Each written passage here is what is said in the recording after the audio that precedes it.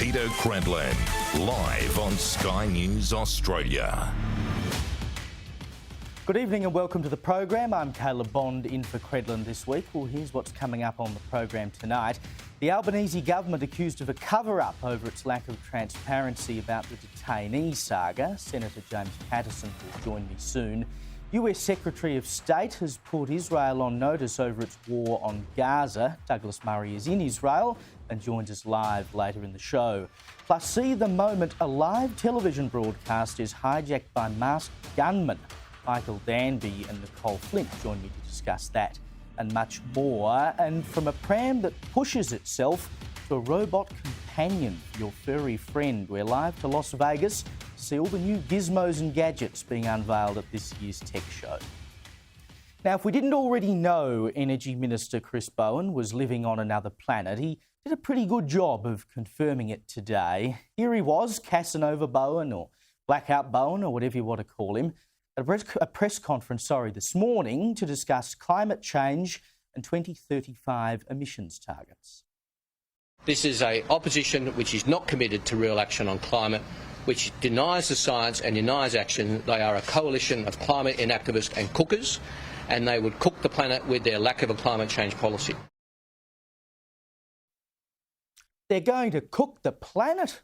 My goodness, who would have thought the power of the opposition of Australia could be so great that they could single-handedly cook the planet with 1% of global emissions that we produce? The power of Peter Dutton knows no bounds, it seems. I mean, at least the government admits he can actually achieve something unlike them. But you might have also noticed that he referred to the opposition there as being full of cookers. Now, he wasn't just referring to cooking the planet, amusing as that is, and he wasn't referring to them being stovetops. Cooker is a term that has become popular on social media in the last year or two to describe conspiracy theorists. It means you're cooked in the head, tinfoil hat, a cooker. Now, most of you at home probably wouldn't have known that. You wouldn't have known what he meant, and nor would most of the population, except for unemployed or unemployable lefties who sit around all day complaining on Twitter, or X as it's now called. And that's who Bowen is talking to. He's not talking to the average Australian, because the average Australian couldn't really give two hoots about meeting emissions targets or whether we have one or not. They're worried about three things: cost of living, and cost of living. And those emissions targets contribute to that cost of living. Higher power bills, more expensive cars. No one's running around in the street, except for those aforementioned unemployable types, complaining that we're not doing enough about climate change right now. Bowen's priorities and the priorities of the federal government are warped towards people who'd never vote for the coalition anyway. Now, this outburst was triggered by a report in The Australian today that most Liberal MPs are privately opposed to them taking a 2035 emission reduction target to the next federal election because they're worried it would worsen the cost of living. And it's pretty clear that they're right. This was Nationals leader David Littleproud today. I think it'll be difficult for us to put, in all honesty, a target on 2035, and that's demonstrated by the fact that we want to shift the energy debate about removing the ban on nuclear energy. And of course it's difficult to put a target on 2035. There's no way to meet any of these targets. But Bowen has promised that the government will reveal a 2035 target before the next election, and this is how he assessed Peter Dutton today. I previously said that Peter Dutton would be a worse Prime Minister for the climate than Scott Morrison. I now say, given that they are hinting they won't have a 2035 target and will leave the Paris Accord, he will be a worse Prime Minister for the climate than Scott Morrison or Tony Abbott, and that takes some doing. I mean, seriously, do you know how many times Bowen said cost of living during that press conference? Not once. Doesn't matter whether you can afford to live in this country or not. It's more important to somehow try to reduce the Earth's temperature from a nation of 26 million people. You may well feel that warmth a bit more if you can't afford to turn the air conditioner on. When these targets are not worth the paper they're written on, we simply won't meet them. The government claimed in November that we would reduce emissions by 42% by 2030, which is just below the 43% target. But a big part of meeting that target is an uptake in electric car sales, which Labor claimed would be 89% of all new sales by 2030. But the latest data from the Federal Transport Department shows it will actually be more like 27%. It's a hell of a discrepancy. AGL Director Kerry Schott, and she's a very experienced person in the energy sector, said last year that reaching the 2030 renewable energy target of 82% was a big challenge and we're probably running late, quote unquote. It won't happen. That's despite AGL Chief Executive Damien Nicks saying the energy giant is going as fast as we can, quote unquote, to reduce emissions. Clearly they can't go fast enough to meet our destructive targets. Former Snowy Hydro boss Paul Broad in July, quote, said, "It's not just looking impossible, it is impossible. It cannot be done. We are blindly charging on simply because of political ideology. It's too much about the narrative, not about the reality of what needs to be done on the ground." Origin boss Frank Calabria says the transition to renewable energy is Herculean. Another senior energy executive who didn't want to be named told the AFR in July, quote, "Everybody believes the 2030 target will be missed, but nobody wants to say it because of what might happen. People are too frightened of some kind of retribution." No one who has knowledge of the energy sector seriously believes we can meet the 2030 target. Many of them are afraid to speak out because they're worried about what the government will do when they're embarrassed. And so here we are, carrying on as normal, power bills going up, in the pursuit of something we simply cannot achieve. The coalition would be mad to go to an election with a 2035 target because it would be just as unachievable and just as destructive, and it's as far from the minds of voters as you can get. But Bowen can keep talking into the ether to his Twitter crowd and hoping for the best. It'd be funnier if we weren't all paying for it. And speaking of paying for it, take a look at the Prime Minister on the ABC this morning, being asked whether he will deliver the Stage 3 tax cuts due in July. Can you promise to those Australian families the Stage 3 tax cuts will come into effect in July in full? Well, we haven't changed our position on that, Michael. I know that there's ongoing debate about the impact of those tax cuts, but we support reducing tax, and we've said that, and that's why, as well, we've been able to produce a budget surplus. We've factored that into the forward projections in the budget as well. I'll ask that question again. Can you promise, as you did before the election, the Stage 3 tax cuts will come in full in July? Well, I've said we haven't changed our position. But can you promise, Prime Minister? Well, I've said I can't be clearer than that. We haven't changed our position. That's not exactly a promise, PM. Tax cuts. It was a promise before the election. Has that promise changed? Yeah, you can play word games, Michael. Nothing has changed. Nothing has changed. The government has exactly the same position. Michael Rowland wasn't the one playing word games, Prime Minister. You were. And you can say the position hasn't changed. That doesn't mean it won't change at a later date. How hard is it to say, yes, I reaffirm my promise that we'll deliver Stage 3 tax cuts? Or more to the point, why couldn't he just say those words?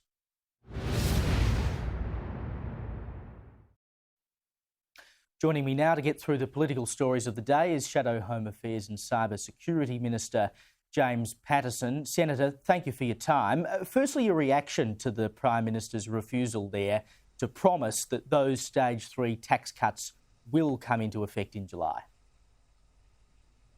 Well, it's good to see the Prime Minister getting some tough questions and follow-up questions on the ABC, but I agree with your analysis in your editorial, Caleb. I think the Prime Minister is trying to leave himself wiggle room to walk away from this very clear election commitment that he made, and that they do reserve the right to make changes in the budget in May before these tax cuts come into force on the 1st of July. I mean, it was exposed in Capital Brief last week, a story by Anthony Galloway and his colleagues through an FOI request that the Treasurer, Jim Chalmers, asked his department to cost options for changing the tax cuts. Now, why would you do that if you didn't intend to do it? But let's make no mistake, this would be a very significant broken promise because it was very clearly committed to by the Prime Minister, and it is already legislated. It will come into effect on 1 July. They have to put legislation through the Parliament. They have to repeal the tax cuts or change them in order to reverse this, and that would amount to a tax increase for many, many Australians who are counting on this at a time when they're facing very serious cost of living pressures. Correct. And you've got to take, the words of the Prime Minister at face value, and that is that the position hasn't changed. Now, I believe him. The position hasn't changed right now, but how hard is it to say it won't change and there's only one reason that you wouldn't do that? And also, as I mentioned at the top of the show, Chris Bowen is out today calling for Peter Dutton to explain if there will be a 2035 emission reduction target as part of the Coalition's election platform. You've had a number of Coalition MPs voicing their reservations about the policy. Here he was. It's time for him to stop the nonsense, to get on with announcing some policies, tell us what his climate change and energy policy is. I'm very clear. We'll have a 2035 target. It'll be very clear to the Australian people before the election what it is. On their more honest moments, concede that nuclear has no realistic possibility of being anywhere near up and running by 2030 in Australia. What's your view, James? Should the Coalition take a 2035 emissions reduction target to an election? We'll announce our comprehensive energy and climate change policies well before the next election, but the last person we'll be taking any advice from about how to do that will be Chris Bowen, because he is presiding over right now an unmitigated disaster in the energy market, which is driving up costs for households, which is driving up costs for business. We saw the refinery in Western Australia at Alcoa announce a closure this week, costing hundreds of jobs on his watch as Energy Minister, and one of the factors was the increased cost of energy that they'll be facing. And of course, we saw this week the Victorian government, the federal government veto the Victorian government's signature offshore wind construction, which has just blown a hole in his 2030 target of 82% renewables, which no one who's looked at this, who's a serious person, thinks is achievable. So Chris Bowen is literally the last person on the planet we would be seeking policy advice from when it comes to energy and climate. And Ted O'Brien is doing an outstanding job, and we'll announce our policies in good time. I don't doubt that at all, but what is your personal view? Should there be a target? Well, we'll come to that in due course. I'm not going to foreshadow another colleague's portfolio area before the shadow cabinet has agreed to it, and on a policy issue that the government hasn't even articulated their promise. Chris Bowen set up this false test. He hasn't even said what their 2035 target is, but he expects the opposition to nominate what ours is. So there's plenty of time in this term before the next election. It will be announced in due course, and Ted O'Brien and the shadow cabinet will agree to that, and the party room will endorse it. Let's hope the right decision is made. Let's move on to the detainee saga now. The Prime Minister, Anthony Albanese, has denied claims today of a cover-up after refusing to reveal if more convicted criminals have been released from immigration detention over the summer. Take a listen. There's been absolutely no change in any of the policy and the information that was given under the former government when Peter Dutton was the Minister for Home Affairs. No change whatsoever. So how many criminals have been released? Well, there's been no change whatsoever when But that's not the question. The question is how many? Well, the Federal Department provide the information at the appropriate time in the same way that they always have. I mean, the dude sounds like a broken record today. There's no change anywhere if you listen to the Prime Minister. Again, why can't he just answer the question? That was an embarrassing performance this morning from the Prime Minister. Either he doesn't know or he thinks the Australian people are so stupid that he'll get away with answers like that. The truth is there has been a change. In December, Border Force was publishing a weekly report on the number of detainees released into the community, and now they've stopped doing so and say they will publish it with another unrelated report on a monthly basis well after the fact. And the Prime Minister wasn't able to answer basic, straightforward questions about this. He's got his Home Affairs Minister on extended leave. He's got his Immigration Minister who's acting as the Home Affairs Minister, but apparently in witness protection because he hasn't been doing any media or answering any questions or doing any press conferences about this. This is a total shambles and a cover-up, and it's obvious why. The government is embarrassed by its own failures. It's been unwilling and unprepared to deal with these issues. It hasn't even used, as far as we can tell, the preventative detention scheme that the Parliament rushed through by Christmas to protect the community, to get the most hardened criminals off the streets. It's time the Minister came back from the holidays, got their feet behind the desk, made applications to the court to get these dangerous criminals out of the community and to protect us. Well, they've hived that off to some panel now too, because, you know, you always need someone to blame.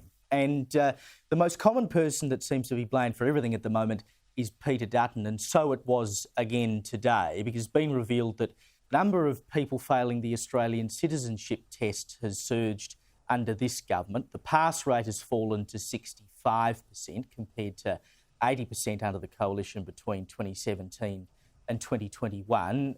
Predictably, the government has blamed the changes that your government made to the test in 2020 for this. Why do you think that the pass rate has fallen so starkly? Well, before the last election, as opposition leader, Anthony Albanese said he would show up and he would take responsibility. He wouldn't shift blame, he would fix the problems. Well, this is not doing that. It's not taking responsibility. It's not showing up. He's not even across the problems. It's pretty clear from the media reporting today that the reason for this crash in testing scores under the Labor Party is that the questions that are being failed are the values questions. And that's actually quite a worrying thing. If there are potential migrants to our country who want to come here and make their home here, that's great. But you've got to sign up to and understand our values. And if you don't, you shouldn't pass the citizenship test. But this government's doing nothing at all to promote those values, to educate people about those values, to inculcate those values. And it's no surprise that many migrants are now failing the test on values questions. And what we need from the Minister for Home Affairs, from the Minister for Immigration, again, is a plan to teach these values to future migrants so that they can not just pass the test, but be great Australians who contribute to and uphold the values of this country. And just very quickly before we go to the break, Peter Dutton, of course, has been calling for tougher hate speech laws to stop anti-Semitism. You've had Jewish leaders this week saying that they're looking at running legal cases against clerics. They would have to foot the bill. Dutton has said they shouldn't have to foot the bill. The government has been completely out of action on this.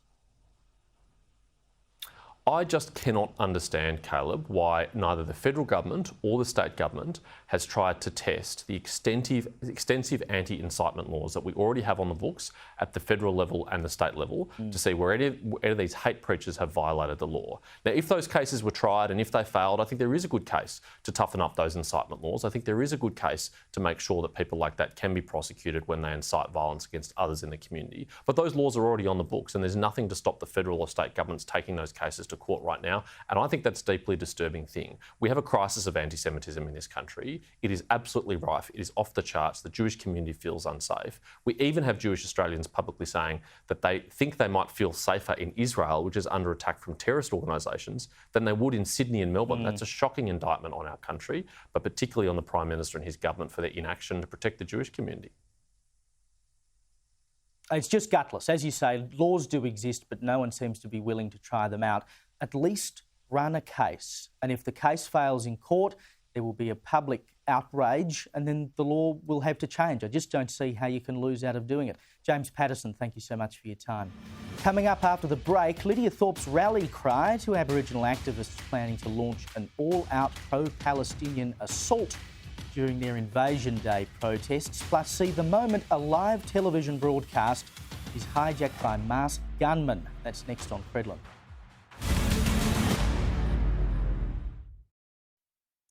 Now, I have some fresh polling here in my hot little hands out of Tasmania. The numbers are quite extraordinary.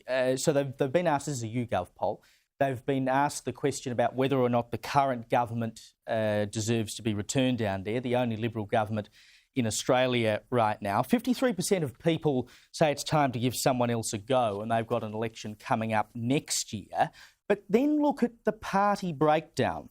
The Labor Party is polling 27%, the Liberal Party is polling 31%, the Greens are polling 15%, Independent 7%, the Jackie Lambie network is polling 20%, which, according to YouGov, would mean that if an election was held in Tasmania today, the Jackie Lambie network would take 7 seats. The Greens would take 6, Labor would take 10, and the Liberal Party would take 11. Now, of course, it is about a year and a half away until Tasmania has an election, but it's quite extraordinary the way that Jackie Lambie has been able to cement herself as a political force down in Tasmania. Watch this space. Well, Aboriginal activists are planning on using Invasion Day protests to demand freedom for Palestine and call on the Albanese government to cut all ties with Israel. Independent Senator Lydia Thorpe, of course, is leading the charge on this. She told The Australian today, quote, Palestinians know what the trauma of invasion, of dispossession, state violence and occupation is like, just as First Peoples in this country do. We share a reality of ongoing genocide and are both yet to experience liberation and the acknowledgement of our sovereignty. Our struggle under settler colonialism is one struggle. Together we're fighting for our humanity, for freedom, for land back and for lasting peace. Oh, my God. Joining me now is former Labor MP Michael Danby and Sky News contributor Nicole Flint. Michael, what a load of crap. Caleb, you introduced a great word to your listeners, cookers, people who wear the tinfoil hat. I mean, Lydia does so much damage to the Indigenous cause with her cooker-like behaviour. There's another bloke at PricewaterhouseCoopers who's apparently, saying the same kind of stuff. What's happened to the world? It's become upside down. I think October 7th has unhinged a lot of people. First of all, there's the war that's going on over there, and then there are all of the cookers like Lydia Thorpe and the bloke at PricewaterhouseCoopers, and there's so many of them. It's unhinged people. I know. I feel like it's the same with anti-Semitism, right? Like, there's always been this undercurrent there, but I think October 7 just sort of put it on steroids and I think made a lot of people who otherwise would not have felt comfortable to say things publicly come out and say them, Nicole. But to try and draw a parallel between Indigenous people in Australia, I mean, there's no wars going on here, and what's going on between Israel and Gaza, I mean, not only is it wrong, it's just thoroughly offensive. Yes, it is, Caleb, and it's just bizarre. And I think we should take this opportunity to remind ourselves that it's the Australian Greens that we have to thank for Senator Lydia Thorpe being in federal parliament. And most disturbingly, thank you, Michael, most disturbingly, she's in federal parliament until 2028. I just looked this up, Caleb. I was like, hopefully we'll be rid of her at the next federal election. But I think her term's not up until 2028. So, look, she loves these attention-seeking stunts. I just think it's really disappointing to see this behaviour on behalf of our Jewish population in Australia and also on behalf of Israel, all the Jewish people around the world who feel completely under threat at the moment by these sorts of appalling views and protests. And I really, really hope that we might see Senator Thorpe, although I doubt we will, focus on what we should all be focusing on, which is solving Indigenous disadvantage, especially in the remote and rural communities, which should always have been the focus, not these sorts of issues that honestly, I think she does it for attention, but also the failed voice referendum. That $450 million could have helped a lot of women and children in particular in remote Indigenous communities. When the Victorian government scrapped the Commonwealth Games, I thought this has got to be the greatest backflip of all time. But the more I look at the Victorian government, they keep backflipping. They should have just had a backflipping Games or had the Commonwealth Games with an event simply for backflipping, because they've done it again today. One of their key election promises was to put electronic monitoring devices on youth offenders. They've quietly dumped that now, Michael. There you are in Victoria. What is going on with the former Andrews government, now the Allen government? It would seem a very simple thing to do. Have they not looked at Queensland recently? soft on crime, against the interests of working class people who have to endure all of this violence from these youth offenders. Our Environment Minister, Lily D'Ambrosio, isn't a cooker, but she wants to take away our gas cookers. I mean, I don't understand the priorities of this government. They are cooked, as far as I'm concerned. That like the federal government, you and Nicole, Caleb, have to understand this is not a normal Labor government in Victoria. They're the socialist left. Many of us fought them for decades just because we knew that if they come to power, this is the kind of policies that we'll have. It's not in the interests of ordinary people for violent youth offenders not to be monitored and prosecuted. It only supports the criminals, and Labor shouldn't be in favour of the criminals. We should be in favour of the poor people, the working class people who are affected by these types. Well, let's stick with the cooking theme. We were talking the other night about the cost of things at supermarkets. Stephen Miles up in Queensland, the Premier, wrote to the supermarket bosses saying, I want to have a round table with you. Well, former Labor Minister Craig Emerson has now been appointed to lead a review into supermarkets because there's been lots of criticism recently that they're failing to pass on lower prices to customers despite paying less for those products from farmers. Nicole, you're down in the southeast of the great state of South Australia, where I also am at the moment. Do you think this is actually going to achieve anything, or is it just window dressing to try and shut people up? Well, I sincerely hope that it will achieve something for not just farmers, but also consumers out there facing cost of living pressures. This should have been done a while ago by Labor. I think they've been, dragged kicking and screaming to do something or to look to be doing something. Competition hasn't worked.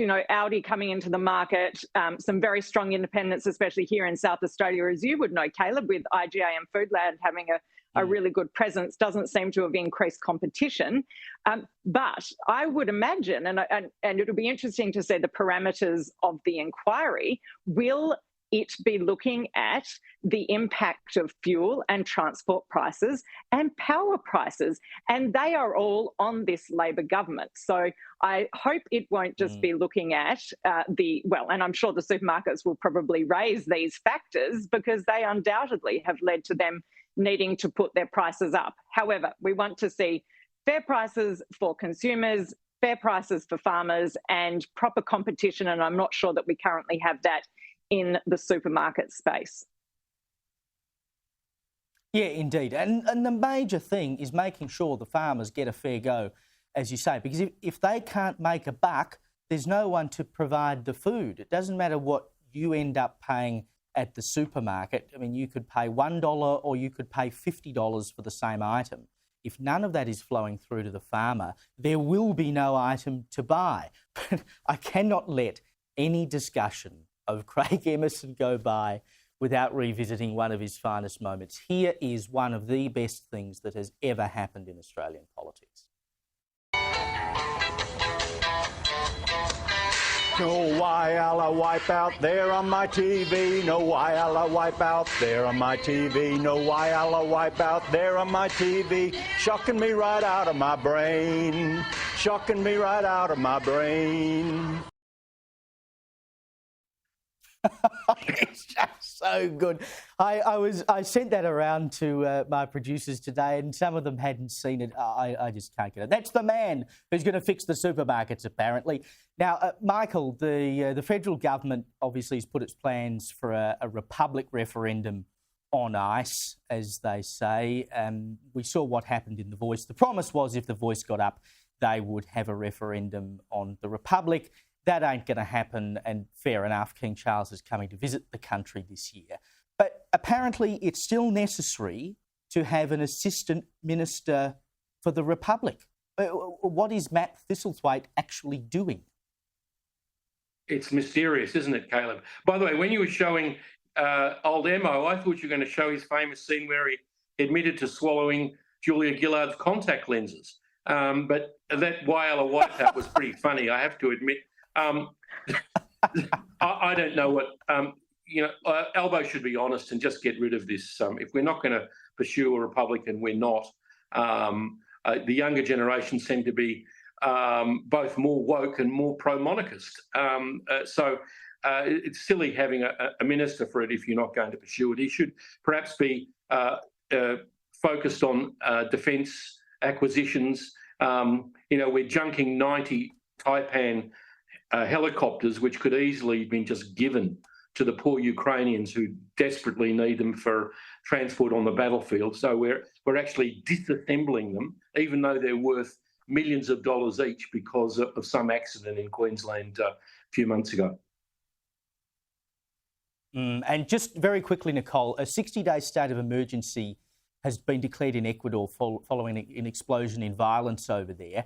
There was a live TV broadcast hijacked by a masked gunman this morning after the country's most watched criminal escaped prison early this week. We've only got 20 seconds, but my God, what a carry-on. Absolutely, Caleb. It's terrifying, and doesn't it make you feel so grateful to be an Australian where we have the rule of law, where we have a wonderful police force and a great defence force as well to keep us all safe? Makes me glad I'm on Sky News too. Michael Danby, Nicole Flint, thank you so much for your time tonight. There's much worse places you could be right now, that's for sure. After the break, the great Douglas Murray joins me from Israel as the US Secretary of State Antony Blinken puts Israel on notice over deaths in Gaza, plus all the exciting gadgets and gizmos on display at the latest tech show. We'll cross to Las Vegas shortly.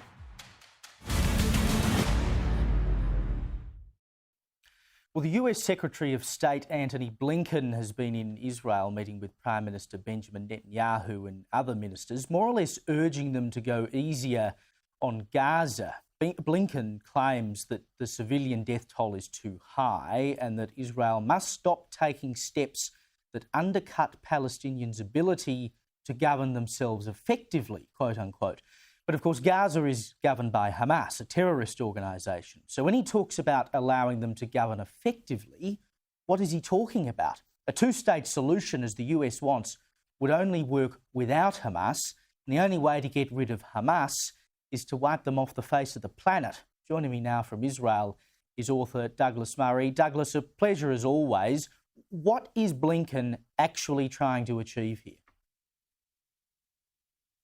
Good to be with you. It's a bit of a mystery in some ways, because the claim that he's making that there simply needs to be greater trust on both sides, as it were, in order to push for a two-state solution, and that it's within Israel's grasp to hand the Palestinian peoples in the West Bank and Gaza a sort of reputable social democratic government structure that allows them to thrive economically and socially, is a complete fantasy. Everybody can see it's a fantasy, except it's certain people in the international arena who cling on to this very, very outdated model for dear life. There are very few people in Israel across the right or the left of politics who think that a two-state solution is remotely plausible at the moment. I don't think it's remotely plausible at the moment. I don't know if it ever will be, but it looks incredibly unlikely at the moment because, as you mentioned in your introduction, Gaza became a kind of state. Every Jew was forcibly withdrawn from the Gaza. The authorities in Gaza were given everything of the structure that was there, including the economic structure.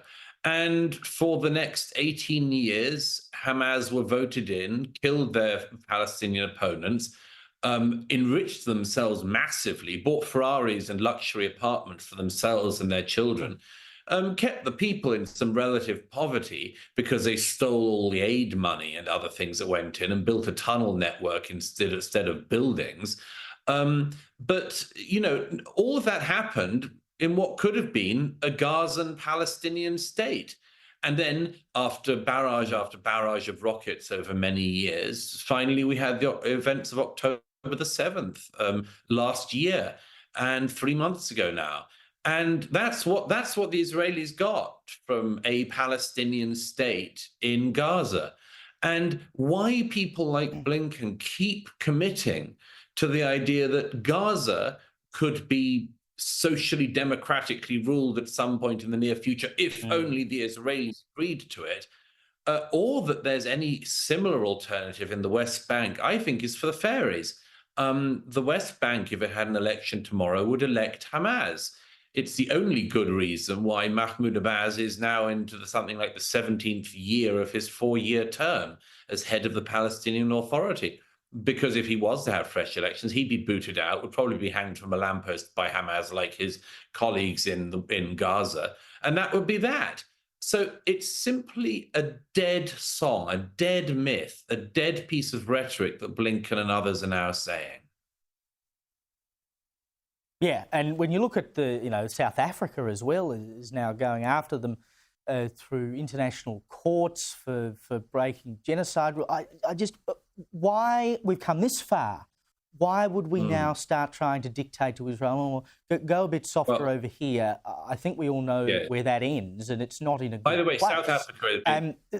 South Africa is a very, very, very anti-Israel country, and there's a very interesting reason for that, among other things, which is the South African government is so poor at running its own country. There are blackouts every day, electricity blackouts in the major cities like Johannesburg. If you can't run your own country, you can always kind of bash Israel on the side as a way to excuse your own failings. Yeah, if you can't run your own, tell someone else how to run theirs. Now, the last of the Jeffrey Epstein court documents have been unsealed today. And Virginia Giuffre, of course, who settled a court case with Prince Andrew, she has said in these unsealed documents that she had sex with another prince, and she said she saw Bill Clinton on Epstein's island twice, which he, of course, has emphatically denied. But now you have his brother Mark Epstein out questioning whether Jeffrey committed suicide when he was found dead in his jail cell in 2019. Mark told the New York Post, quote, "It seems like a cover-up. Why can't I find his pre-hospital care report, and why can't I get the 9/11 call?" Now, the CCTV cameras were off, the prison guards were asleep, he didn't have a cellmate, he'd been dead for 2 to 6 hours according to the autopsy, the hospital staff weren't interviewed by police, no photo was taken of his body when it was found. I mean, Douglas, you can hardly blame his brother for asking questions about the circumstances in which Epstein died and who might have wanted him dead. No, that's right. I mean, you don't have to be Jeffrey Epstein's brother to have question marks over the manner of Jeffrey Epstein's death. Everything about it was profoundly suspicious. The inquiry into it found, the prison inquiry found that it was just sort of multiple failings due to a systemic failure. I don't doubt at all there were plenty of systemic failings in the American prison system, as in most prison systems. But I think the idea that everything failed at once is something that stretches the credibility of a lot of people, myself included. As you mentioned, I mean, everything that could have gone wrong did. Everything that could have been in place to ensure that somebody noticed whatever was happening wasn't in place. And it is profoundly suspicious, I still think. But you mentioned at the beginning that this is the sort of the last cache of documents relating to Epstein. I don't know if it will be. I think there is a lot more to come, you know. It's very interesting, this story, that there's this drip of information, mainly because of the free press pushing to get the information that is being withheld. It is extraordinary how little we know still about exactly who Epstein was meeting, why, and as I've been discussing recently, not least on our sister channel Talk, what was he himself actually doing? Who was Jeffrey Epstein? He clearly wasn't a financier. He clearly wasn't trading because there's no record of the stock trades he was doing. He didn't behave like a financier, as my friend Eric Weinstein, among others, has pointed out. He seemed obviously to have been running some kind of compromising blackmail operation. And the question then is, was it for his own enrichment, own pleasure, or was it on behalf of some kind of intelligence agency? These are very, very big questions involving some of the world's most powerful people. And I think that we, the public, deserve to know. And it's a credit to the free press, like the New York Post, that it's papers and television channels and others that are pushing to get this information out there, because the public deserve to know. 100%. But of course, one of the problems is with him not being alive, there's a lot of stuff we will probably never know, and that is most convenient for some people. And speaking of the New York Post, people, of course, can read your column over there. Douglas Murray, thank you so much for your time as always, mate. Well, over 100,000 people are packing into the Las Vegas Convention Centre this week for the world's biggest tech show.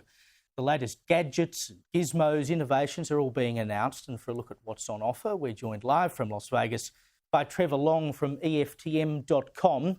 Trevor, it's an enormous show. What's going on there? Who attends? How big is it? Yeah, this is massive. 100,000 people is the low bar number. This could get to 140,000. And it's basically a show where people who have something to sell are trying to find someone who'll sell it to the public. So big retailers from Australia like Harvey Norman and JB Hi-Fi and many big and small people like them are here walking around these show halls trying to find the thing that they think they could sell better than anyone else. They could do a deal to get that product perhaps exclusively for their store. And the people here exhibiting are thinking, I wonder if I could sell my product around the world. I wonder if I could break into the US market or the Australian market. So you've got those people, plus there's analysts who are looking at companies, the big thing of the future, to try and understand and predict where investments should go. So it is a mix of many, many people here in Las Vegas. Let's take a look at some of the new things they've got on display over there. Samsung has come up with some kind of speaker that doesn't look like a speaker. Samsung created a thing called the Frame, which is a television that doesn't look like a television. So when your TV's off, it's artwork. But they've also now gone, well, here's a speaker that looks like artwork. So they're really playing with my mind a bit. But essentially, this is the Music Frame. And the idea is it's a high-end speaker that could also be paired with your television to be part of your home entertainment system. But on its own, a great music speaker using all the internet technology and Bluetooth. But you've got an artwork on it, which is a way of enjoying the frame on the wall, but music at the same time. I mean, it's a very strange thing because you'd think there'd be a television or a screen in it. But no, it's all about sound from Samsung with that one. Fair enough. There's something for everyone. Now, I got to say, when I saw this one, it did make me worry a little bit for humanity, because how hard can it be to do? But apparently it's even easier now to push a pram. Please explain. Yeah, well, look, Caleb, my oldest is 17, my youngest is 12, but I feel like I missed the boat on this one. A pram with electric assistance. So just like an e-bike, which you still pedal, but it's easier to pedal, this pram, pushing it up a hill, will feel like you're pushing it simply on a flat surface. Now, I've got to tell you, pushing it, it's with ease. So think about the mum or the dad, they're exhausted, they want to get out, but pushing a pram. So it's easier, but also speakers inside so they can play white noise or music, and push that button there and it will rock itself beside you. So you could be in a cafe and the pram will rock itself. You don't have to sit there doing this in the cafe. I don't mind it. It's very expensive though, $2,500 US. Look, I suppose it's one of those, if you've got more money than sense, it's perfect for you. You know, it's good you get the exercise, get the pram out, go and get some exercise. But another one that, and look, I got to admit, I went and bought one of those automatic pet feeder things recently because I'm down in Adelaide at the moment. My cats are up in Sydney, so I thought I'd better get this thing so I can feed them remotely. But I thought that was bad enough. It's got a camera in it so I can look at them and talk to them and all this nonsense. It's going a step further. Now you can get some sort of robot companion to look after your pet if you're not there.